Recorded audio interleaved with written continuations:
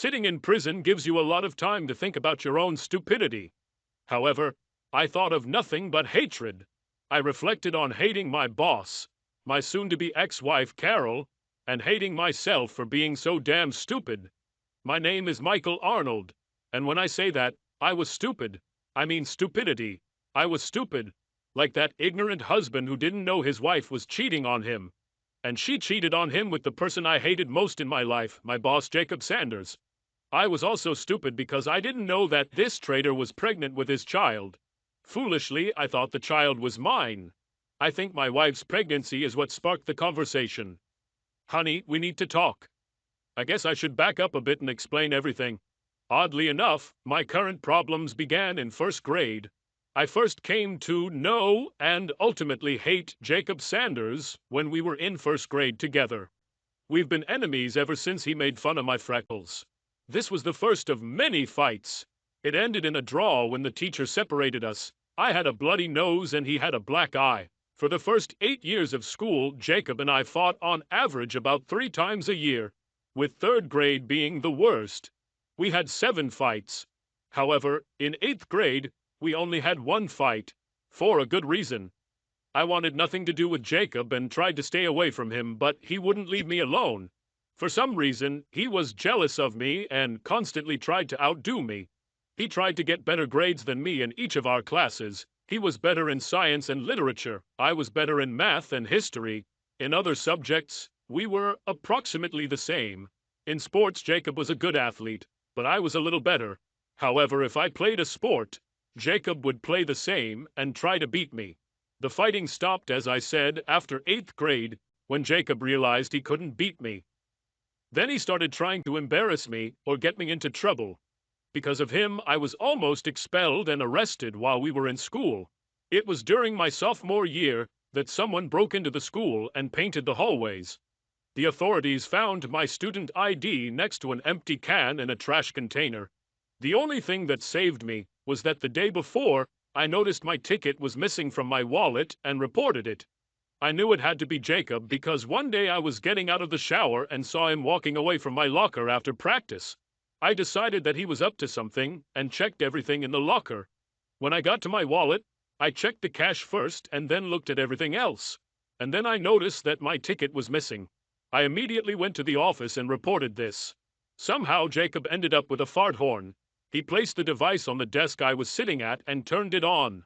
The sound of a fart echoed through the classroom. And then Jacob began to hold his nose and wave his hand. "Mike, what did you have for lunch?" He chuckled. The class laughed, but I used the good old trick. Whoever confessed is the one who shit himself. The class erupted in more laughter, prompting Miss Wormwood to warn us that if Jacob and I continued to disrupt the classroom, we would end up in detention. The fact that the teacher laughed at us and then scolded us made Jacob furious. He blushed but didn't say anything. Besides the fact that Jacob was trying to get me expelled and possibly even arrested, his attempts were more annoying than anything else. By and large, I didn't care that he was better than me. Other than the usual teenage insecurities, I was quite comfortable with who I was. However, there was one area that concerned me, and that was the girls. We were both pretty cute. However, Jacob's family was wealthy, which gave him an advantage over the girls at school. In the 11th grade, he got his own car, and it was not an old jalopy.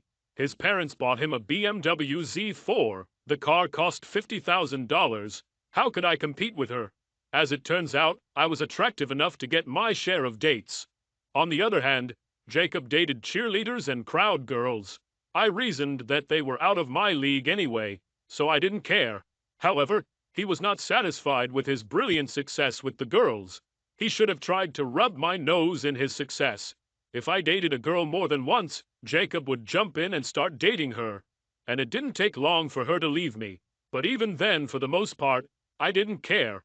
I wasn't close to any of the girls, so if they wanted to date Jacob, it wasn't a problem for me. However, there was one girl that I really liked. Her name was Sandy Springer, and she was smart, funny, and beautiful. So when I started dating her, I took her to out-of-the-way places so Jacob wouldn't know I was interested. After several months of dating, we decided to date together. I thought that If Sandy wore my ring, then I was safe. Remember, I mentioned I was stupid. I was stupid then too. Prom was approaching, and I decided that Sandy and I would go together. I should have asked her straight away, but I'm not sure it would have done any good. Anyway, after I bought the tickets, I mentioned it to Sandy at lunch. She blushed and said that she accepted Jacob's invitation to go with him. Then I demanded and received my ring back. Then he left Sandy crying in the cafeteria. I didn't talk to her anymore. I was so angry at Sandy that I wanted to rip someone's head off. Instead, I saw Pam Taylor, captain of the cheerleading team, and Jacob's supposed girlfriend. Under normal circumstances, I would never have dared to approach her. "Hi, Pam," I said cheerfully. "How are you?" "I'm fine. What about you, Michael?" she answered. Pam was great and she wasn't stuck up. "I'm fine," I said, deciding that I had nothing to lose. "Tell me, would you like to go to prom with me?" "That's very kind of you," she replied kindly. "But I'll go with Jacob." "Oh!" I pretended to be ignorant. I must have misunderstood because I just heard Jacob ask Sandy Springer. I guess I misunderstood. Yeah, forget what I said. I'm sure I misheard. I left Pam flustered and talking to herself. I later found out that he and Jacob had a big fight. He may have stolen Sandy from me, but I ruined his romance with Pam. It wasn't completely satisfying, but it was better than nothing. But later that day, things got much better. "Michael," Pam called out to me as I left the school. "Hi, Pam." I continued to feign innocence. "I'm sorry I upset you then." "Don't talk nonsense, Michael."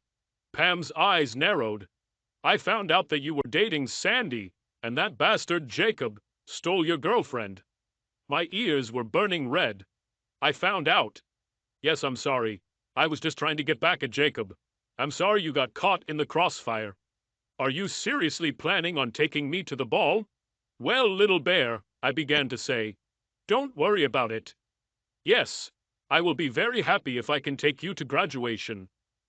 "Good, because I want payback," Pam said. "And if you play your cards right, it could be a very memorable evening." The prom was a real event for me. Not only did I get the opportunity to ask the most beautiful girl in school to the prom, but she made me feel like a prince. Pam was all ears. I enjoyed the expressions on the other guys' faces. They couldn't believe she was there with me. And Jacob, I don't know what he thought was going to happen, but it definitely wasn't his girlfriend dating me. I think Jacob thought Pam might go to prom as one of the football players' dates, but definitely not with me. His eyes almost popped out of his head when he saw us enter the hall. Throughout the evening, he tried to get between Pam and me. He tried to get her to leave me and sit at his table. Pam blew him off. He asked her to dance many times, but Pam didn't give him the chance. I felt really bad for Sandy because she realized that Jacob was using her. Eventually, Sandy burst into tears and asked her parents to take her. I still feel a little bad, but she made her choice and had to live with it. After the ball, Jacob was still trying to get Pam away from me. I was smart enough to know that I was playing the role of Cinderella, and by tomorrow Pam would most likely be back with Jacob. But today, I was going to play my part to the end. And that led me to a local motel, where I had sex with the most beautiful girl in school. When I dropped Pam off, she gave me a big kiss and told me what a great guy I was. I went home floating on a cloud. But as I expected, by the following Monday, Pam and Jacob were a couple again. Still, I smirked at Jacob every time we passed in the hallway. Graduation arrived and most of us headed off to our colleges. I was sad to leave my hometown and scared of the unknown, but I didn't regret leaving Jacob forever, or at least that's what I thought. I was accepted into Georgia Tech while Jacob was going to Harvard. Of course he was going to Harvard. His grandfather had a building there named after him. I did well at Georgia Tech, majoring in software engineering, and it was at a party during my freshman year that I met Carol. I won't bore you with the details of how we courted, fell in love, and got married. To tell the truth, I think that in the beginning we were more like good friends than truly in love. Needless to say, our history was not that memorable, and even now none of this matters. What I will say about Carol is that she was smart. She studied business at the University of Georgia. I liked her because she was not only smart, but also funny and very friendly. However, Carol was not super beautiful. She was pretty, like the girl next door. Truth be told, Carol couldn't compare to Pam, but she was about as beautiful as Sandy. For some reason, we clicked. We got married 3 months after graduating from university, and during the 5 years of marriage, I considered us quite happy. Although at the time of our marriage we were more friends than lovers, by the 3rd year of our union I was completely in love with Carol, and I think she was just as in love with me. We even talked about starting a family. Little did I know that my wife kind of rushed into it and started it without me.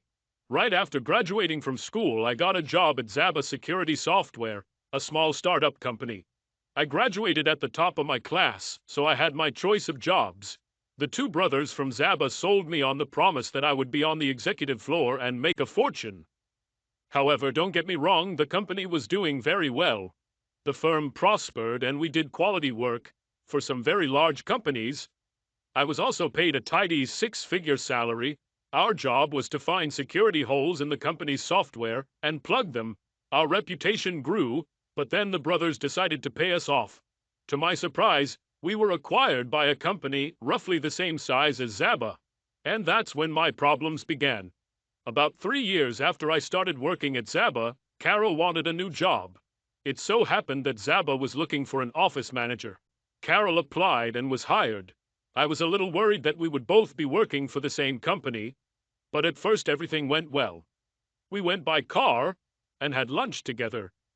We worked in completely different departments and areas, so we rarely saw each other during the day. We drove to work together, kissed and went to our departments. If we were both free, which was most often, we would have lunch together and go home at the end of the day. Everything was fine until everything went wrong.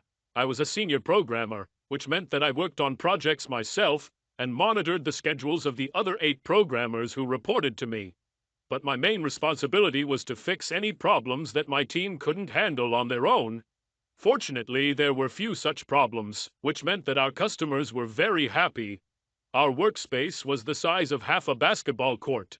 We called it bullpen, and worked mostly at standing desks. The room was filled with all kinds of computers, servers, interfaces, and printers. We had almost all the computer equipment you could want. We took pride in making our customers' systems as secure as possible. In the 5 years I've been with the company, we've only had one complaint, where a customer's system was hacked. But we traced the hack to one of the company's employees. It disabled most of the software we had installed. This employee was not very smart, but he gave us a sleepless night. In addition to the 9 of us, we had an administrative assistant, Kimberly. She was like our girl Friday. She prepared any correspondence or memos we needed. She kept track of our supplies and made sure we never ran out of anything. Kimberly also prepared our monthly reports and kept track of our hours. Oddly enough, most of our work was initially done with pencil and paper. This allowed the programmer to get a general idea before he started typing anything into the computer. Somehow, Kimberly managed to decipher everyone's handwriting and type out notes for our files. Even though it wasn't her job, Kimberly made the best coffee for us every morning. Kimberly was about 23 or 4 years old, I guess. She had short blonde hair, deep hazel eyes, a very pretty face, but she was about 50 pounds overweight. Considering that Kimberly was only 5 feet 5 inches tall, this was a lot of weight for her. Even though she had a beautiful face, her big belly and backside immediately ruined the image. I knew Kimberly was sensitive about her weight because she always talked about how fat she was. I felt bad every time she did this, but I knew it was just her defense mechanism. All I cared about was that Kimberly was damn good at her job and a valuable asset to my team. It was a surprise that Zaba was acquired. The 2 Zaba brothers did not even have the courage to personally inform the employees about this. They asked their lawyer to make the announcement. I was furious because all the stock options that the brothers had promised when they went public were gone with that announcement. Besides, I didn't know what to do with these changes. Carol was as upset and confused by the news as I was, but she was the one who convinced me to stick with it until we saw what the new owners would do. They sent a senior vice president to oversee the transition process. At first, he concentrated on the main office. Zaba has grown from 5 employees when I joined to more than 150. From what I hear, the person at the new corporate headquarters will start in accounting. Then, he was going to make his way through the entire company. It wasn't until the second day that I learned that the vice president reviewing Zaba security software was none other than Jacob Sanders.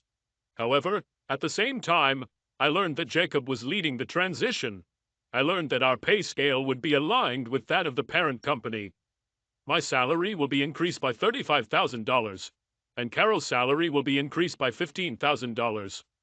My internal alarm signal told me to run rather than go to the nearest exit. However, Carol convinced me that we would be foolish to leave our current jobs, especially after the salary increase. Besides, she noted, Jacob would only work there for 6 months before leaving.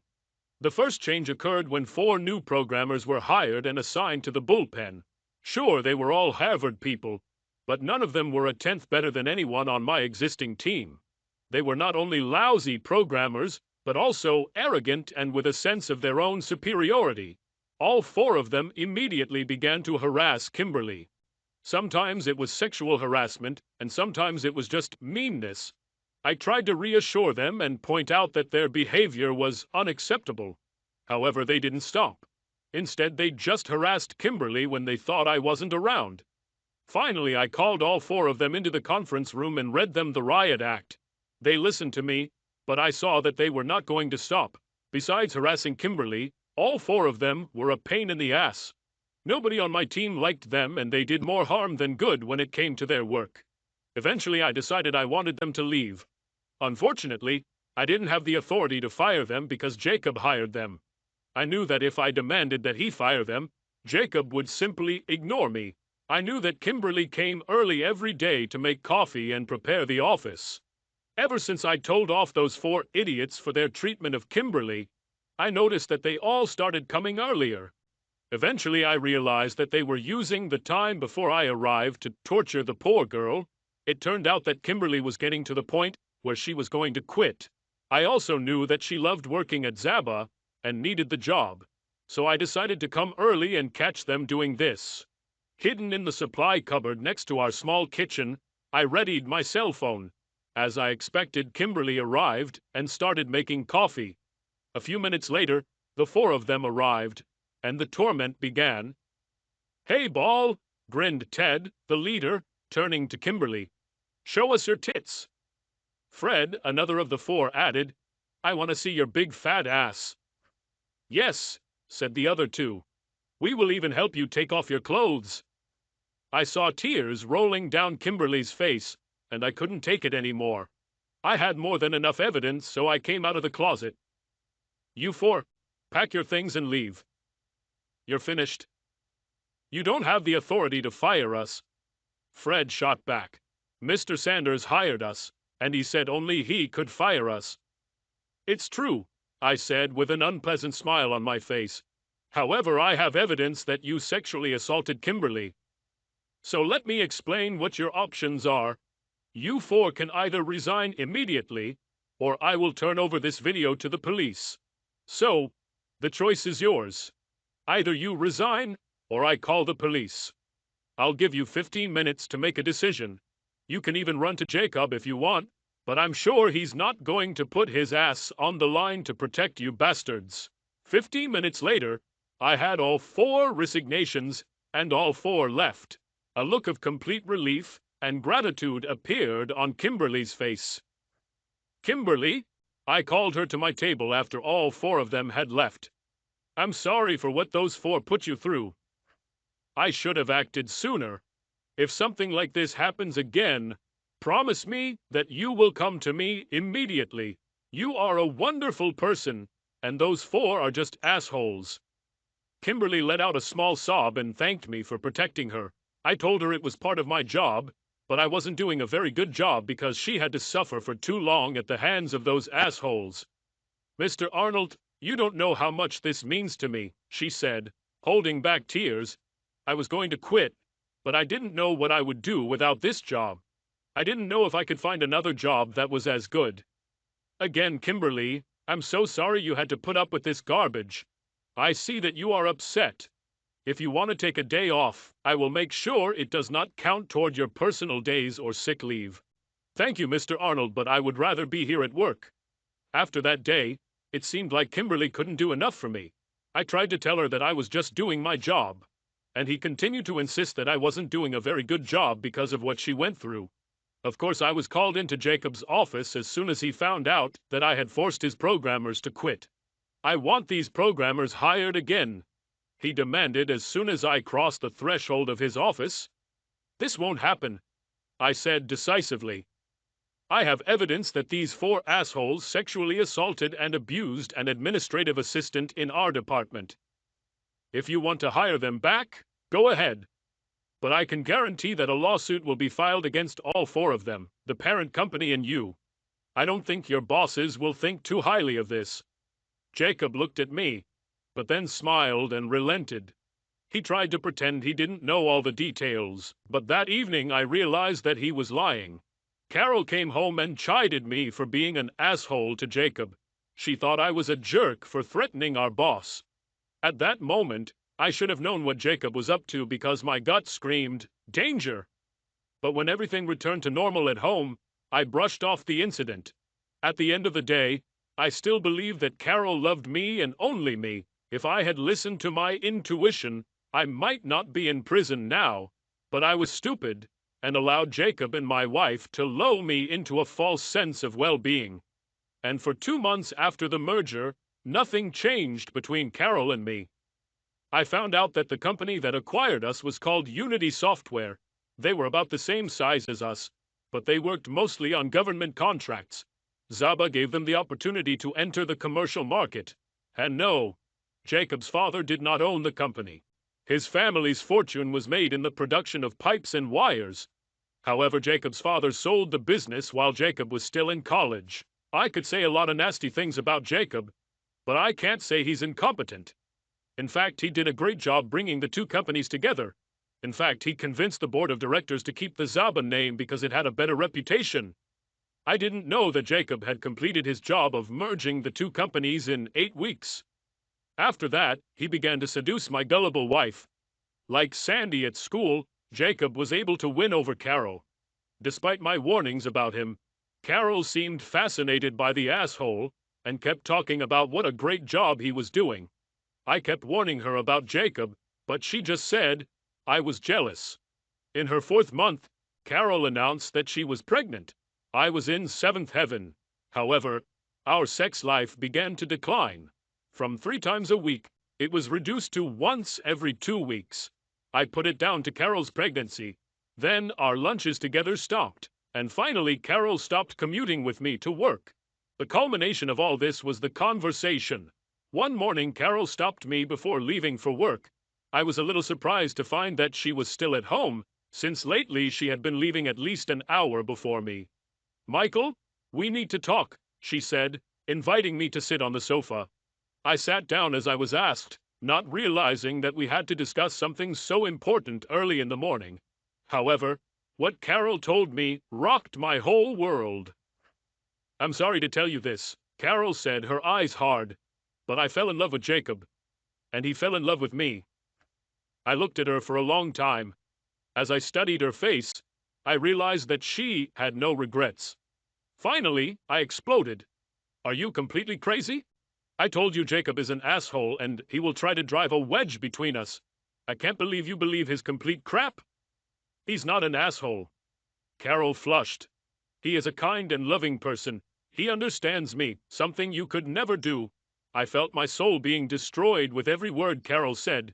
At this point I was desperate, so I did what I hoped would bring her to her senses. What about our unborn child? I said softly. Doesn't this mean anything to you? The child is not yours, Carol answered with a forced smile. I was stunned by her statement. It's a lie. No, that's not true, she said. We didn't have sex for 2 weeks when I got pregnant. Now, I was beside myself with rage. You are a cheating bitch. You had sex with that piece of shit. This is my body and I can do whatever I want with it. She shouted at me. I don't belong to you. Devastation can't even begin to describe what I felt. But my father once told me to never show a woman that she hurt you. Maintaining my composure was the hardest thing I've ever had to do. But I managed to pull myself together and grinned at her. You said that Jacob understands you in a way that I never understood. I laughed tightly. You're right, he understands. He understands that you are a stupid, gullible piece of trash.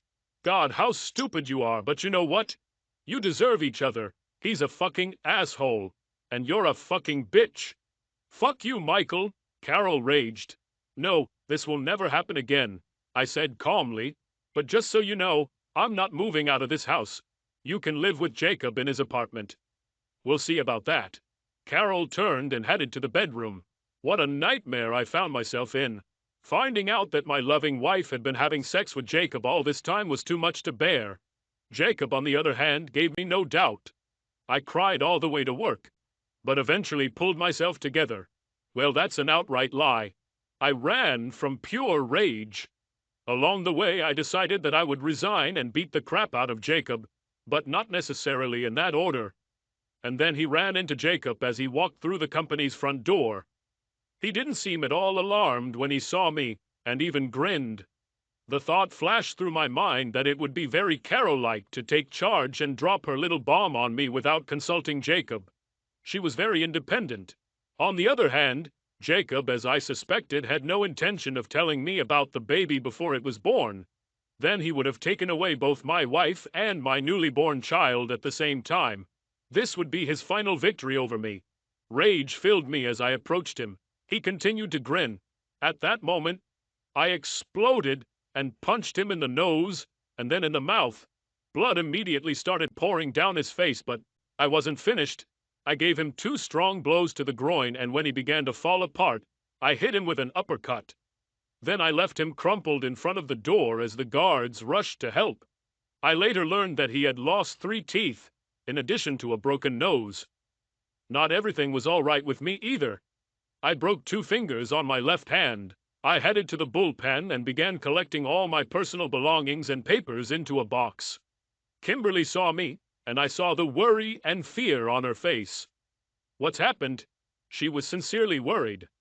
Jacob seduced my wife behind my back, and now she's leaving me for him. I just beat the crap out of him, so I guess I'm fired. And even if they don't fire me, I will quit. The rest of the staff were shocked by what happened. My team was not only upset for me, but also very worried about their jobs. I assured them that my action would not affect their future work in any way. Once the staff were reassured and assured that they wouldn't get hurt because of my stupidity, I went back to packing my things. But before I could finish, the police arrived, and I was arrested. I expected this to be my destiny, but I didn't expect it to happen so soon. While I was being handcuffed, I asked Kimberly if she could pack up the remaining items and take them home with her. After I was photographed, fingerprinted, and given paper towels to dry my fingers, I was allowed to make a phone call. But I didn't know who to call. My parents were on a cruise. Besides, they lived 2,000 miles away in San Diego, and I lived in Nashville. I definitely wasn't going to call Carol. Finally, I decided to call Kimberly. Maybe she can find me a lawyer. However, when I called Zaba, the receptionist told me that Kimberly was gone for the day. After that, I didn't know what to do and just sat in my cell, alternately angry as hell and wondering how I could get my wife back. One thought kept running through my head. How could Carol betray me in such a cold and heartless way? Then the thought of revenge overshadowed all others. As the day wore on and I languished in prison, it became clear to me that Jacob already had a plan. My problems were just beginning. I know Jacob didn't expect the beating he received today. However, I was convinced that Jacob expected me to attack him as soon as I learned of his betrayal. Only he believed that he could do this at a time convenient for himself and in a convenient place. Looks like I ruined that part of his plan. About 4 o'clock in the afternoon, I appeared before the judge for my arraignment. I was assigned a public defender because I did not have a lawyer. To my horror, he looked like a teenager with a bad complexion. Not only did my lawyer look like a child, but he also seemed to know nothing about me or my case. He quickly tried to read the file when the judge started to get annoyed with him. "Lawyer," the judge barked, "it's very simple. Does your client plead guilty or not guilty?" The guy looked at me like a deer in headlights. Then I jumped up and firmly stated, "Not guilty." "Thank God," the judge sighed. "Bail has been set at $2,500, cash or check." I didn't have nearly enough cash on me, and I didn't carry blank checks with me. So I looked up at the judge. "Sorry, Your Honor, but I don't have that much cash, and I don't carry blank checks with me. Is there any way I can contact the guarantor?" "My secretary will help you with this, and she will let you know when the trial date is set," he said. But before he could name the next case, I heard a voice behind me. "I'll post bail for him." I turned around to see Kimberly waving a checkbook.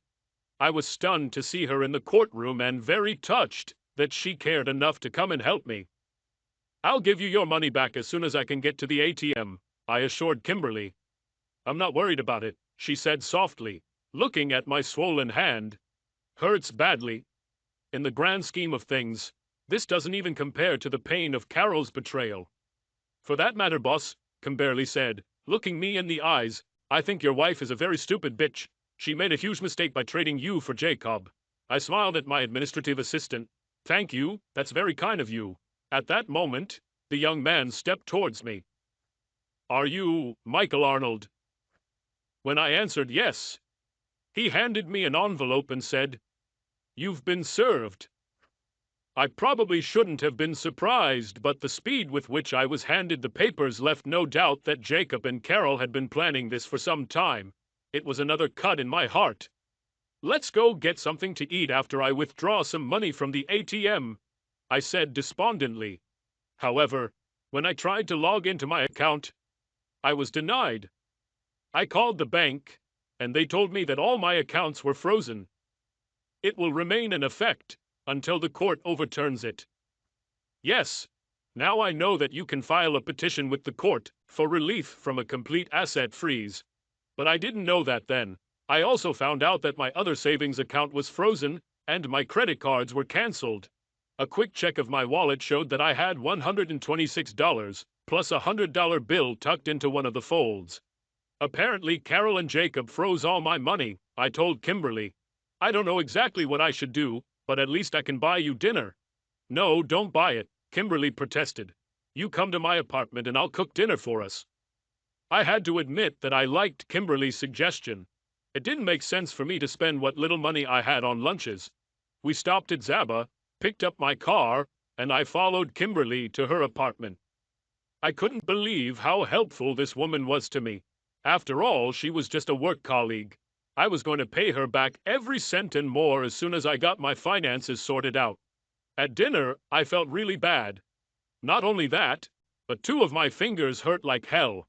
I put ice on them as soon as I got to Kimberly, but they still hurt. After watching me writhe in pain, Kimberly finally pulled out a packet of Percocet she'd bought for a root canal. I took 1 tablet, and after half an hour, the pain subsided significantly. However, I was not in good company. "They really did a trick on me," I complained. "I'm completely spoiled, taped up and tattooed. Now I can't even think about revenge on Jacob or Carol because it will come back to me like a boomerang. But someday, I'll pay these 2 bastards back in full." "Mr. Arnold," Kimberly said softly. "Please, call me Michael," I insisted. "I'm not your boss anymore. Besides, what you did for me today makes you a very good friend." Kimberly smiled and continued. "Michael, my mother cheated on my father and left him for another man. I had to live with her, and I hated every minute of it. Her lover was just as much of an asshole as Jacob. He never married my mother, but they lived together for 10 years until he found someone younger to run away with. My father was embittered and tried to take revenge on my mother for many years. He was imprisoned several times and eventually died a broken man. Don't waste your life trying to get revenge. In the end, my father told me that he truly regretted letting my mother's betrayal ruin him. He would like to just move on and forget this bitch. Today, my mother lives alone in a nursing home where she has breathing problems due to years of smoking. I visit her once a week, although I still don't like her very much. And every week, I have to listen to her lament about what a mistake she made by leaving my father, so please don't waste your life seeking revenge." I told her she was probably right. However, at that moment I had no intention of letting those sneaky bastards off the hook. The anger was still bubbling under the surface, and I wanted my pound of flesh. After helping put away the dishes, I told Kimberly that I had to go and find a cheap motel. Her reaction was immediate. "No, you won't do that. You will spend the night here. I have a spare bedroom, and you'll be glad to have it." "Kimberly, you were the only ray of sunshine in the hole that became my life. I can't force myself on you anymore." "First of all, this is not an imposition," she insisted. "Secondly, if you sleep here, I can go to work tomorrow and find out what's going on." Again, Kimberly made a lot more sense than I did, so I accepted her invitation. Around mid-morning the next day, Kimberly called me to tell me that I had indeed been fired. She then told me to turn on her computer and type out an email instructing HR to send my latest check to her address. Shirley, the head of human resources, was not sure that the company was obligated to pay for my vacation and sick leave, but she believed that this still needed to be indicated in the letter. "But after all, the courts froze all my money," I pointed out. "Shirley told me the court order only applies to bank accounts. So write the letter as quickly as possible before Jacob or Carol realize what you're doing." After doing as Kimberly suggested, I received a fax stating that in a couple of days, I would receive a check for $4,125.57. The fax also stated that they should check state law to determine if the company must pay vacation pay or sick leave. As it turns out, no. Nevertheless, getting almost $5,000 was a great success. When Kimberly got home, she told me that Jacob wasn't there that day, but Carol was, and she was mad at me for ruining her relationship with her boyfriend. For some reason, this amused both Kimberly and me. I decided to stay at Kimberly's until I received my check. During this time, I compiled a resume and began actively looking for work. Very quickly, I discovered that Jacob and Carol had blacklisted me. Since I worked in cybersecurity, no one would take a chance on me having a felony conviction. When the check arrived, I gave it to Kimberly and she deposited it into her account. I didn't want to risk opening a new account and have it frozen too. When I told Kimberly again that I wanted to get rid of her worries and rent my own apartment, she was upset. Kimberly pointed out that without a checking account, I probably wouldn't even be able to rent a doghouse. In addition, if they checked my credit rating now, it would most likely show my financial difficulties. "Listen, please stay here until you find a new job," she convinced me. "In the meantime, you can find a lawyer." In the end, I agreed. The lawyer I hired took on my case after I paid him a down payment of $2,000. However, it was money well spent because he immediately petitioned the court to allow me access to a reasonable amount of money from our checking and savings accounts. The court allowed me to spend an amount sufficient to provide a minimum lifestyle. This, of course, included my lawyer's fees. I had been living in Kimberly's apartment for 8 days and decided it was time to leave. So I found an apartment in her complex and paid the required deposit for it. That Saturday, Kimberly helped me buy minimal furniture for my new apartment. At the same time, I invited her to dinner, which I promised her. Kimberly wanted to go to the Olive Garden, which I also love. During dinner, I studied her carefully. She had an angelic face, but the extra 50 pounds she carried detracted from that beauty. And I could tell that Kimberly was very self-conscious about her weight. Then I had an idea that I hoped she wouldn't find offensive. I turned it over in my head, deciding how best to present this proposal. "I just found out that there is a gym in our complex," I said casually. "I want to use it, but I would really like to have someone to go with. You're interested? Do you really want to be seen with me?" she asked, moving her hands up and down her sides, pointing out her extra weight. "Yes, I want to," I answered readily. "Unless you prefer not to be seen with a potential criminal."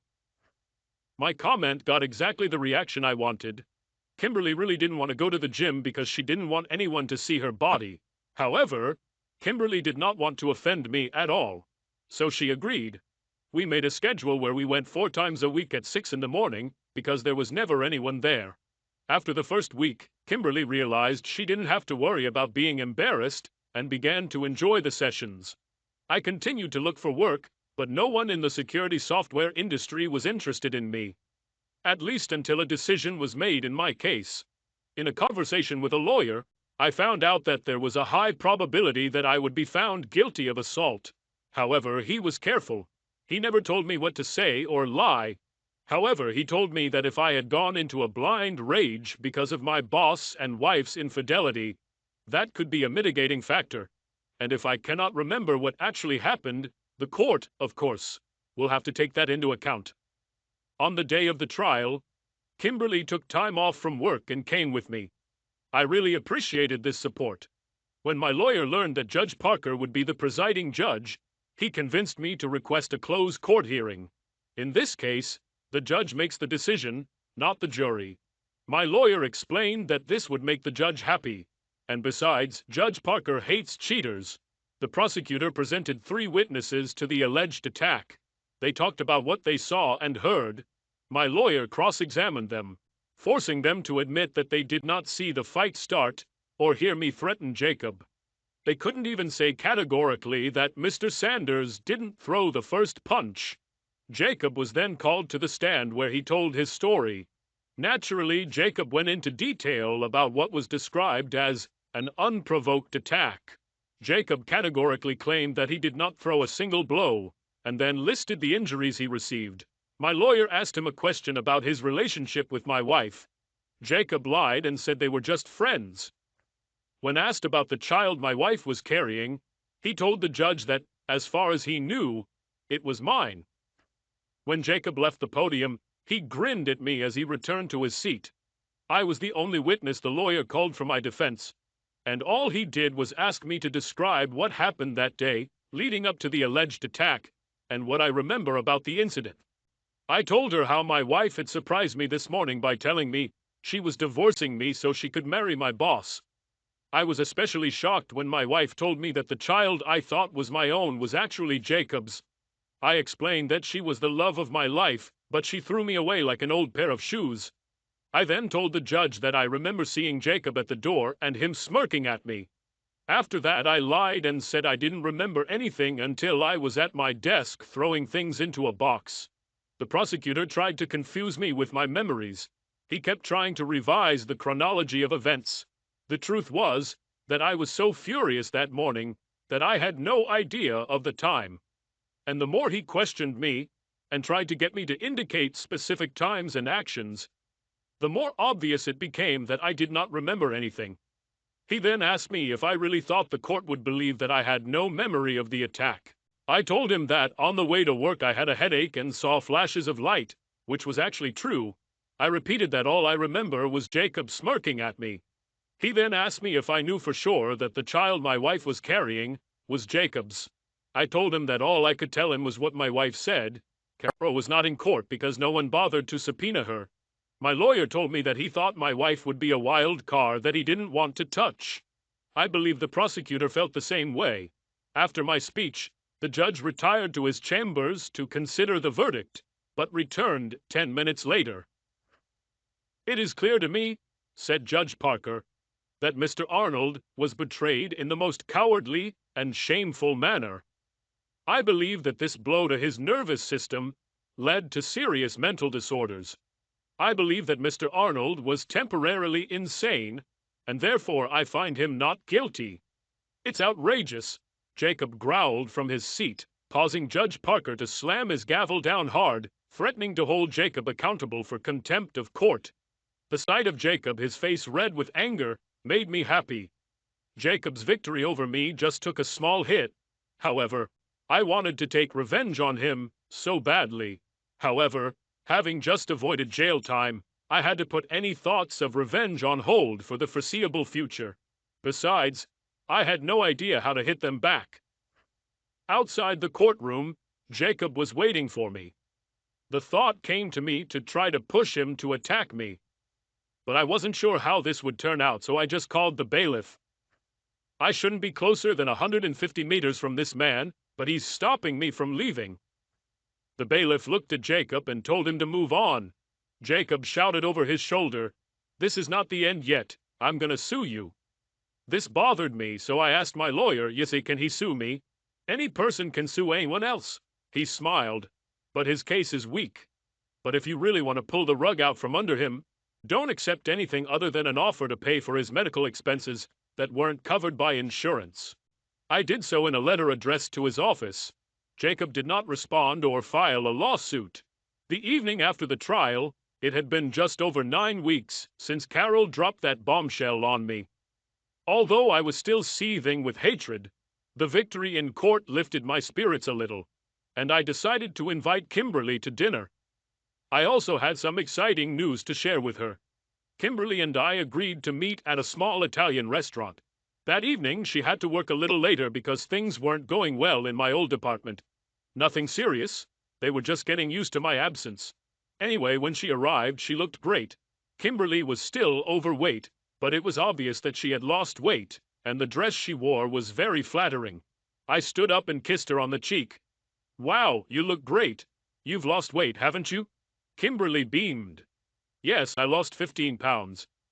Sorry I didn't notice earlier, but you're wearing those oversized sweatshirts and sweatpants. Anyway, like I said, you look great." The restaurant was small and cozy. This was exactly the place that couples choose for a date. But I didn't think of it as a date. It was just a meeting between two close friends. "I asked you to have dinner with me today because I wanted to celebrate my victory in court, and I have news. I found a job." "This is wonderful." Kimberly rejoiced. "Who will you work for?" "Sable Security from Jacksonville, Florida," I answered. "I didn't know they had an office here," Kimberly said with concern. "No, I'll have to move to Jacksonville." And he was completely surprised when the light went out in Kimberly's eyes and tears began to roll down her cheeks. "Actually, I thought you'd be happy for me," I said, confused. "I'm glad you got a job," Kimberly said as the tears continued to flow. "But you'll be 600 miles away from me. Kimberly, remember you told me not to let my wife's betrayal consume me with hatred?" She nodded. "Now I understand that the only way to do this is to put some distance between Carol and me and let time do the rest." "I understand," Kimberly said, wiping her eyes. "I'll just miss you. I really enjoyed having a friend." "Hey, I'm just a phone call away," I said, trying unsuccessfully to cheer her up. I was really surprised by Kimberly's reaction. Then it dawned on me that she probably didn't have many friends, so I made another offer. "You could come and visit me if you want. I don't know what Jacksonville has to offer, but I'll find out." "Do you really want me to come visit?" she asked. "Of course," I answered quickly. "Remember, I won't have friends there either." "When are you leaving?" Kimberly finally asked. "I'm leaving only in 45 days, but before that time, I have a lot to do. I need to find housing, open a new bank account. I also need to take a lie detector test, get fingerprinted, and pass other tests. I think it will take at least 2 trips there to get it all done." After this, my mood improved somewhat, but I noticed that Kimberly was not eating much. I figured she was still a little upset. In fact, the closer the time came for me to leave, the sadder Kimberly became every day. She seemed to be hoping for something more between us. I have to admit this confused me because I felt that Kimberly could do a much better job than I could. I spent my last evening before starting my new job in Kimberly's apartment. She prepared a delicious dinner, which was complimented by a chocolate cake with the inscription, "I'll miss you." After I helped her clean up, we watched TV until it was time for bed. I kissed her on the lips before heading to the guest room. At night, I felt the bed move slightly, and someone's body slid next to me. Still half asleep, I realized it was Kimberly, and she was naked. As quickly as I could, I pulled off my panties and lifted my t-shirt over my head. When I turned to face Kimberly, she pressed herself against my body, and I felt her silky, smooth skin. Her soft breasts pressed against my chest, and it all felt wonderful. I kissed her on the lips, and she responded with desperate passion. When I clung to Kimberly, she sobbed. I started to worry that maybe I had hurt her, or she was angry that I took advantage of her, or something like that. "What happened, Kimberly?" I asked, almost in a panic. "Did I offend you?" "No, I'm just so happy," Kimberly said, laying her head on my chest. "I've already had sex with 5 or 6 men, but this is the first time I've made love." "Thank you." We lay there for several long minutes before Kimberly slid off my bed. She took 2 steps towards the door and then came back to me. She leaned over and kissed me. "Will you sleep with me in my bed tonight?" I happily agreed, if only because my bed was completely wet. Besides, Sleeping with Kimberly seemed like the perfect way to spend my last night in this city. After breakfast, I checked my car one last time to make sure I had everything. Then I turned to Kimberly and kissed her. She responded with perhaps the most passionate kiss I've ever received. Then, unfortunately, it was time for me to leave. As my car pulled away, I looked in the rearview mirror and saw Kimberly sitting on the side of the road. She buried her head in her hands and sobbed. I desperately didn't want to leave her, but I knew it was best this way. I still loved Carol and was therefore damaged goods, but it was even funny because I no longer thought about revenge. Just deep down, I had a deep sadness. Jacksonville was an interesting city, but I didn't get to see much of it.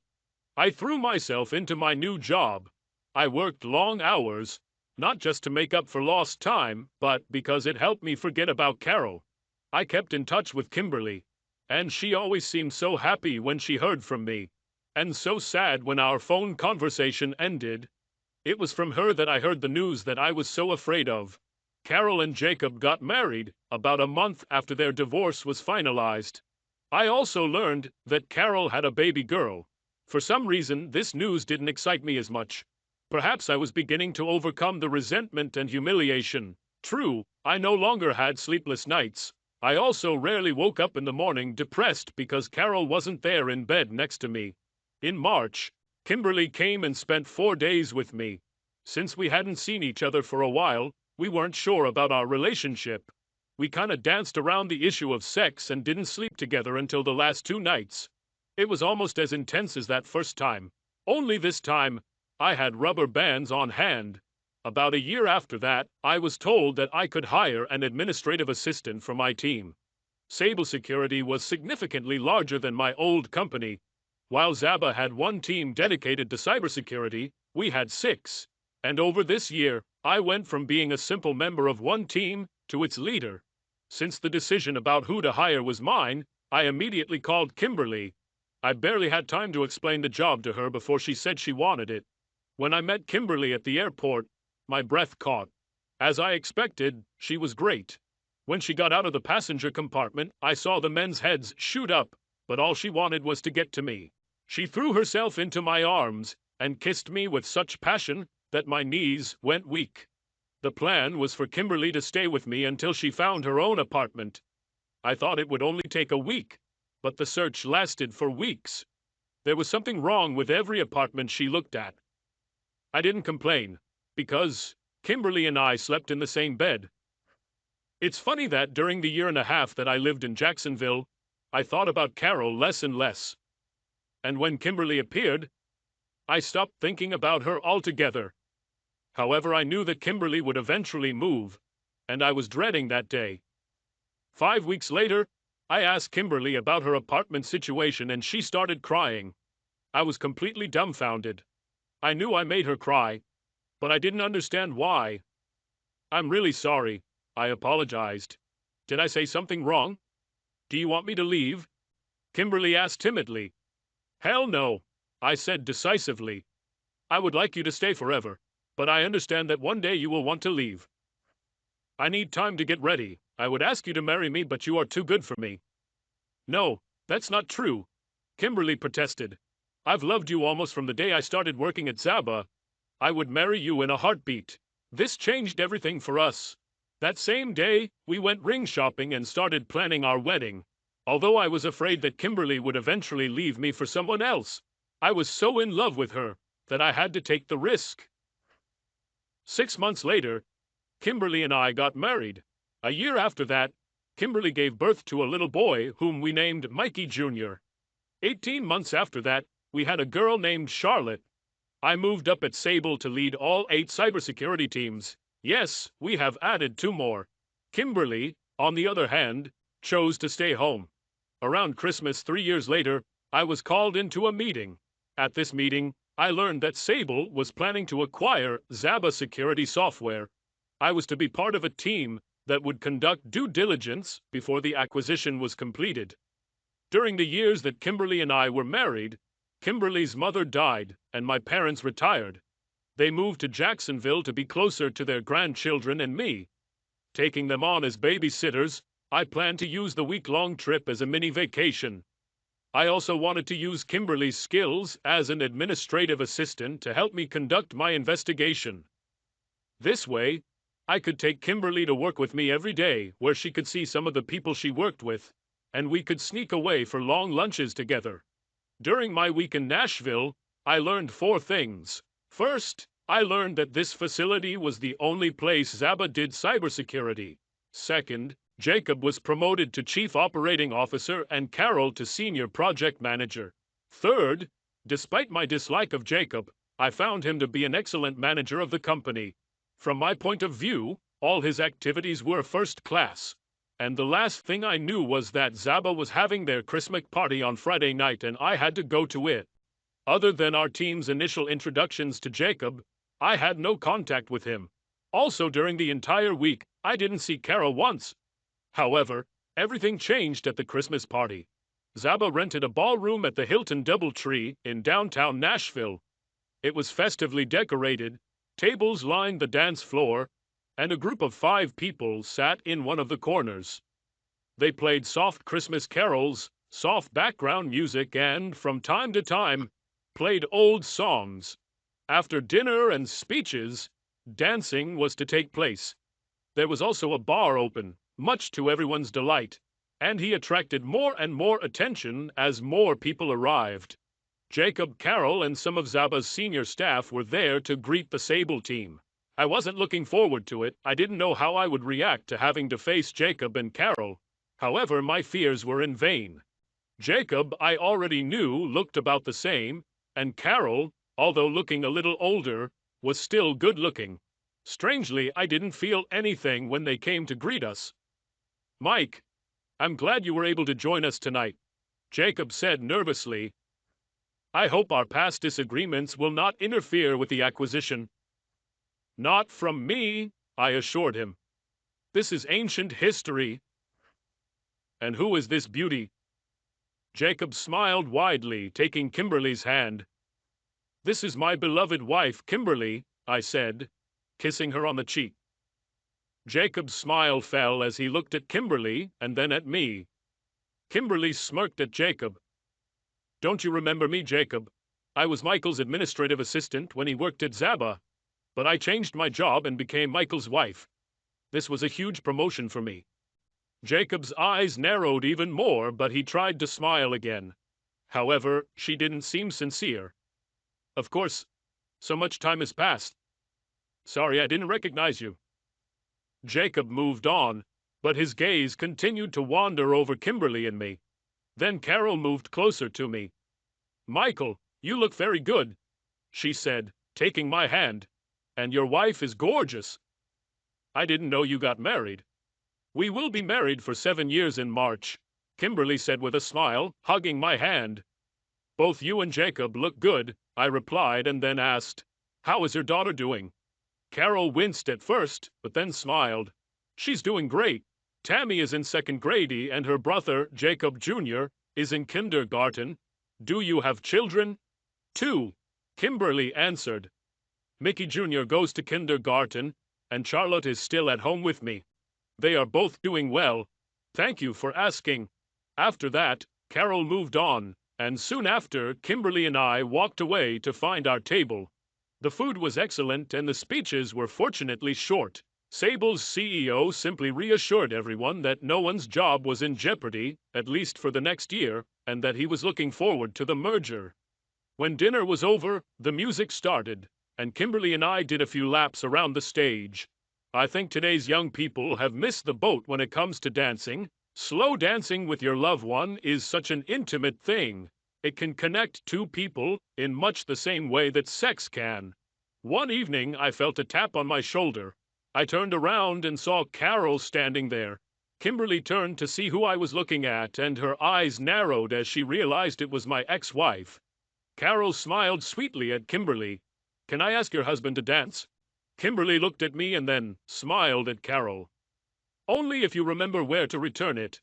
I took Carol out onto the dance floor, and we danced in silence for about a minute. "Michelle, I just want to apologize to you for what Jacob and I did back then," she said, with sincere remorse in her voice. You didn't deserve any of this. But when I found out that I was pregnant with Jacob's child, I realized that everything was over between us. Therefore, I decided to make our breakup quick and simple. I didn't even think about how painful it would be for you. I shouldn't have let Jacob talk me into the scorched earth policy we were using. This was completely inappropriate. I laughed a little. As people say, it's either water under the bridge or water over the dam. Now it doesn't matter. We all moved on. Besides, I kinda got something out of it. I beat the crap out of Jacob. Apparently I didn't do much damage to his testicles, because you had a second child. Carol giggled at this. We danced a little in silence, and I decided to bury the hatchet between us, once and for all. Listen, Carol, I began hesitantly. I admit, I was very sad when you left me for Jacob. It took me many months to come to terms with your loss, but now we are both happily married and have children. I believe that this was meant to happen. Carol burst out laughing, and when I looked at her face, a tear was running down her cheek. Did I say something wrong? Carol just shook her head. No, Michael, you didn't say anything bad. It's just not what you think. At first glance, everyone thinks that we are the perfect couple. And in the first year, I would have agreed with them. But Jacob is just a charming manipulator. He uses people and then discards them. I know he cheated on me many times, but he is not as smart as he thinks. Every time I find out he cheated on me, I cheat on him. My mouth opened and Carol noticed it. She giggled. It's a hell of a way to live, I know. She said sadly. I should have left Jacob when I found out what he really was like. But I was too ashamed, and I was too proud. Michael, I'm glad you found happiness. But I will always regret leaving you. You and my children are the best thing that ever happened to me. We continued talking until the song ended. Carol then walked me back to my table and thanked Kimberly for letting her borrow me. As Kimberly and I danced our last dance that evening, it dawned on me that her advice years ago had been proven correct. If I refused to move on from Carol, she could very well be my undoing. It's probably true what they say. When God closes one door, he opens another. When I lost Carol, I was completely devastated. But then God allowed me to find Kimberly, and I can't even imagine life without her. So, what did you and Carol talk about? Kimberly finally asked. Is she trying to win you back? I laughed and kissed her. As if she has any chance of doing this. Okay, Kimberly said, resting her head on my shoulder. Just remember that I am a Gelos woman. I'll tear off your you-know-what if you ever try to leave me. And she only brought it up because she heard that not everything was rosy and sunny in their marriage. Carol told me the same thing, I agreed. But I think they will stay together for the sake of the children. Once the kids are grown, I wouldn't bet on this marriage surviving. What a sad way to live your life. Subscribe to our channel so that your second chaff doesn't cheat on you, and go ahead and listen to the next story, because this story is nothing compared to the next one.